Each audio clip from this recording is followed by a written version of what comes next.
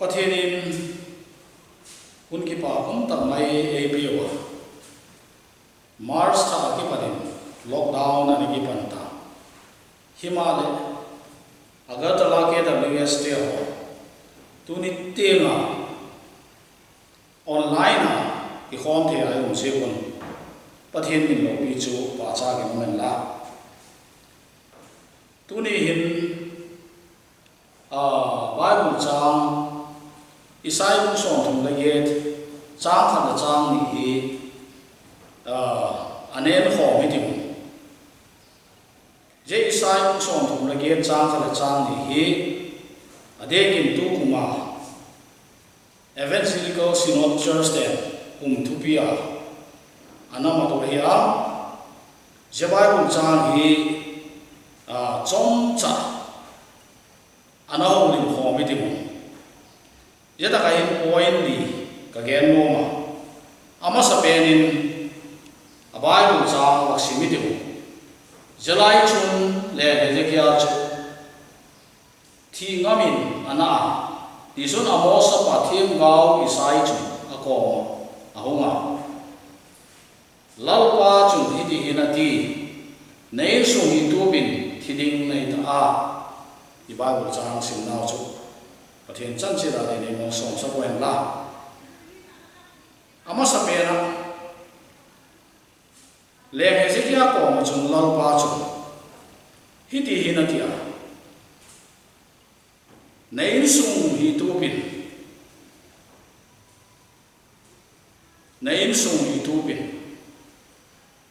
le hezekia hi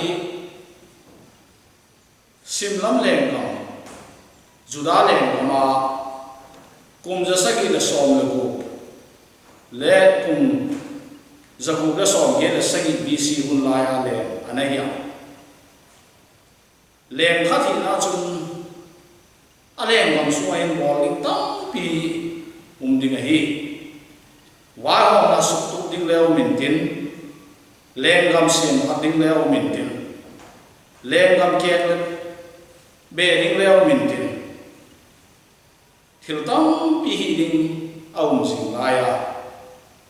lalpan Hezekia ko chun nein sung hi tupin ati iwang mai tu le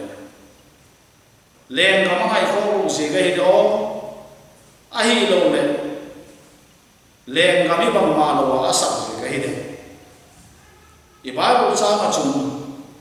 pathianin in sung hi angai ko mo ma jeng ti imu lo the Genesis bung ni chang thum na chung pathianin in sung ama nge ana phu pa hi church organization government ti wa ho na association za chung te ho ile jo hi pathian pu do khilo mi hing te na pu hi Himalayan Pathian ahead pichu ahinay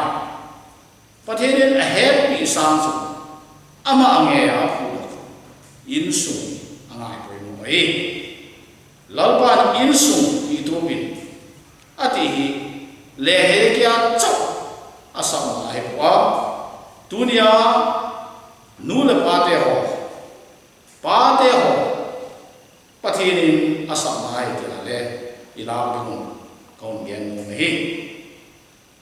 in sum ba ka hin na do chung nei suma ama mo thil te ho ne le cha me ya sum le ba ya ni le po ne ya in le lo ya nei le la me ya abon again bol kim the he mai the la chapang te ho le ka sim na school hoi na kai sa zo mai the la Himalayan tuni hin pate ingai tu tumwa te unchu thagaulam insung thagaulam din hi bang to ngahim ti ingai tu poi mo insung mi te o thagaulam din ingai tu poi mo ei ma thagaulam hin din mo ingai tu poi mo tuni hin lalpan e sam mai ingai poi mo insung sutu dinga lalpan le Hezekiah do ngai sum su tu ding ala pa nei sam hi ani na dinga thite ding nei dam dok zo lo ding nei amos apa isai chu le Hezekiah ko machia nadam lo ra ki padai dam dok zo lo ding nei thite ding nei ti na ve ta le Hezekiah lo pan asam na hi sapna de lo tak mai sapna ki pa kun lo hian hi chule lo pan le Hezekiah asam na hi ade ki tulai taka na pi le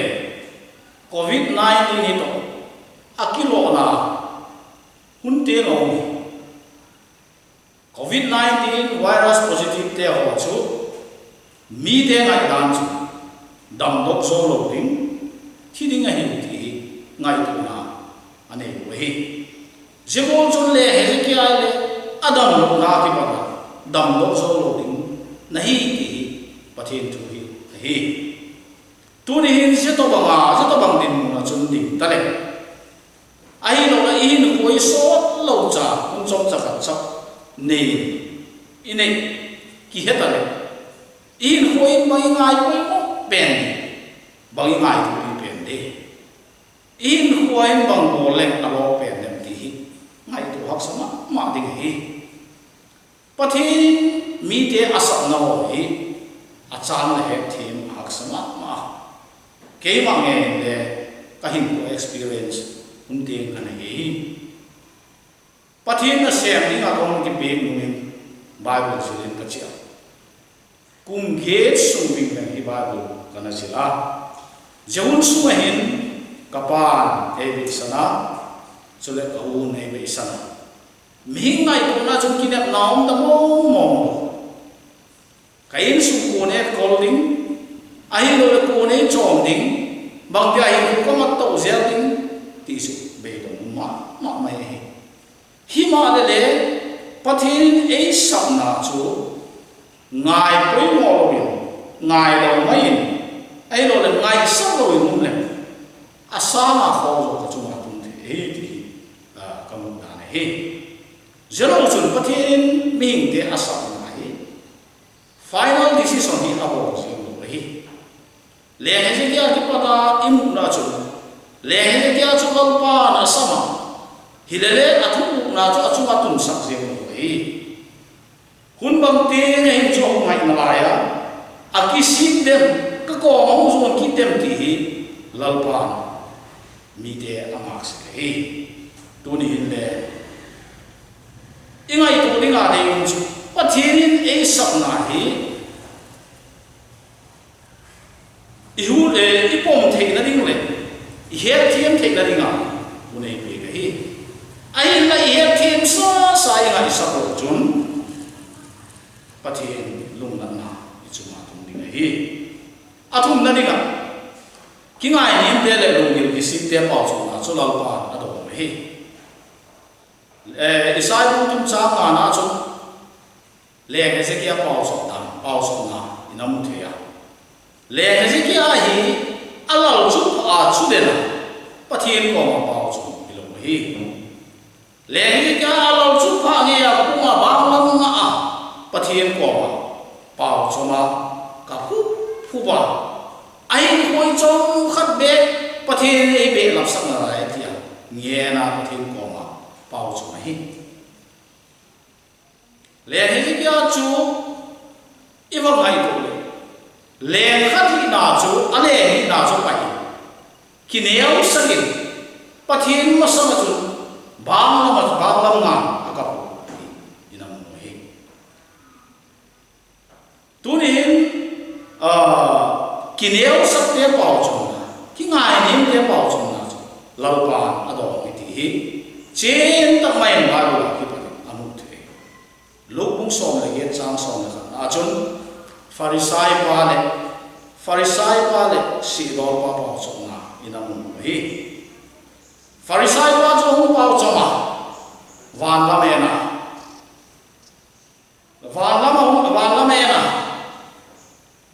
lalpa ka panga si do pa ta panga migilo ke hi lo jingin ka ki pa ki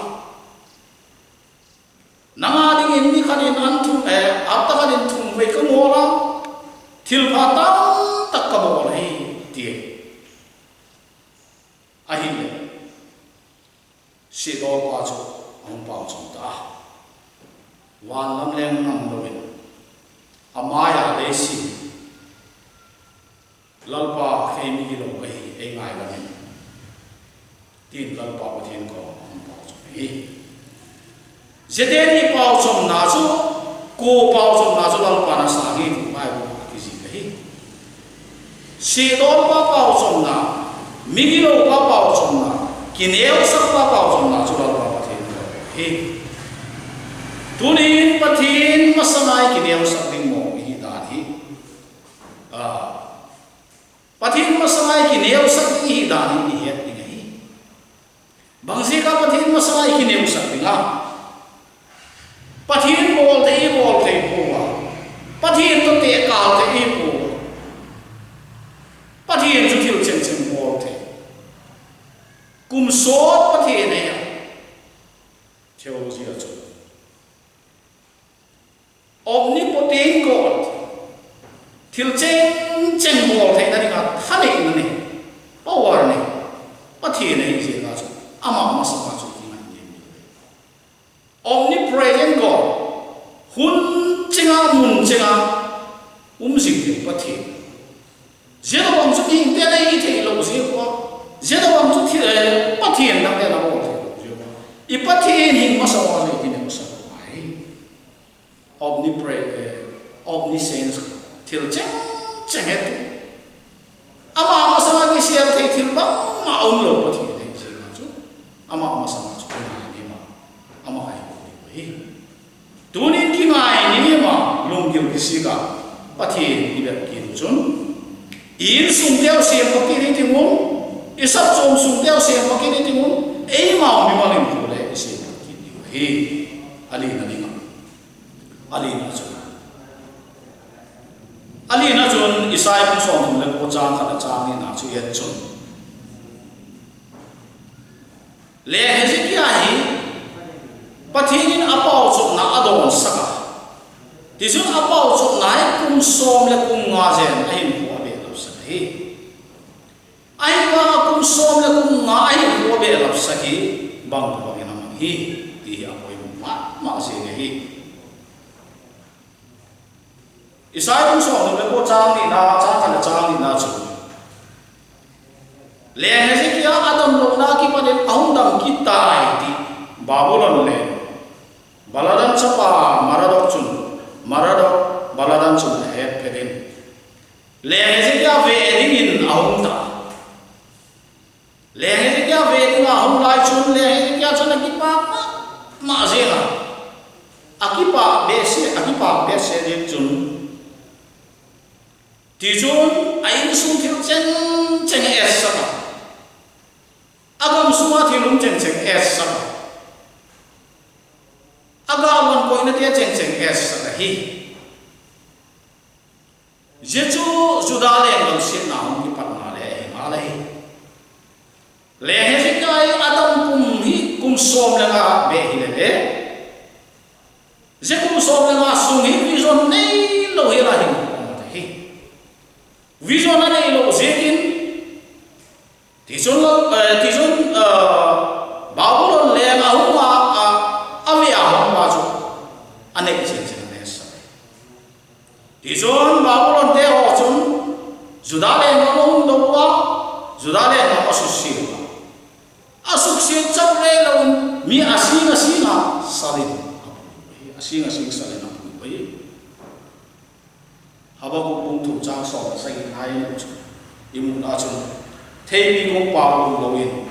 grab weekend ga so lo in olive ting te ga lo in ganova por ganzate um takima jehuni babulon sukseda aum laya je haba ko ki je thu ya hi bangsi ka ba juda sukseda aum laya haba ko ki je thu ya ke hi babulon ten sukseda laya bangsi ka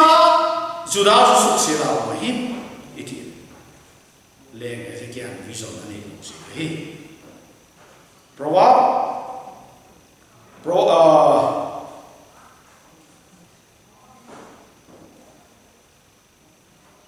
azun bang tin again vision Proverb ang so ni le po chang so again azun bang tin again am ni chon kila na vision lo na mun azun mi pi te be mang si vision nei lo ye la yin ko ma thi thil lo thong hi thil ti za hi vision chu banga asim ko thei ben ki gen le vision ki ti chu banga plan ni ho wi kum khat ta din plan ni ho kum ni adin plan ni ho kum thuma din plan ni ai lo le bowling ngai to ina sen na te ho cheng cheng he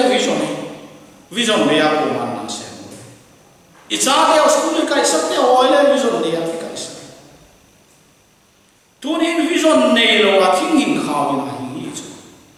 in ko i mo mang thai apan na be ni ding hi tunin nang le ke hin le he ki a lu pa dai he in chu ba patinin kum so le kum nga ai ko be sa hima le kum so le kum nga chu velu ba ma ong lo na apan na be na vision nei ti chung aleng nam chu mi te aleng nam chu mi te soi sa mi te do mi te su se o me e chau zu le no chu da mi pi tam tak sa la pi no me tu ni in so ma ding a vision ni wa i sap so ma ding a vision ni a hi lo le in wa vision me ya na I set chun ima sang ding chu ima sang chu man thai na hi hi din again me tu ni hin point ton cha point ni ko ke na ama sa pen chu le nge se kya ko chun in sung su tu dinga tu pi ko mi ani na chun dam dok sa dam dok na ki pada dam dok so lo dinga pathin asa hi atu na chun ki ngai ni taka lungil ki si ka pa so na chu pathin na do hi himana ni na chun kum som le nga abe sa ka ai ho kum som le nga abe sa ile le apan na be ke de kum som na chu sa hi tuni nang ni le pathin ko ma ni na pathin ko mai pau chung se ka I pau chung na alo ti pa le I pau chung na ga ave be ke ka ju thi ti sa hi in sung siam tu na ni nga pa le la ka poi mo ba ki ngai ni ta ka pathin ni ho poi mo ba idam lai idam poi idam sung chong chao sung media ni nga pa chum le pathina ni nga pa chum le in sunga ni nga pa chum I man poi mo hi tunin Bible sang isim te ho le thu gen te ho hi thiên san si ta ni mo song sa gen tin bon sa ke wa ni phat sung nai ni te na dim pathinin ilung tin che do ho pi ta chan chu tu nia I hun man the min tin ka ni pa ke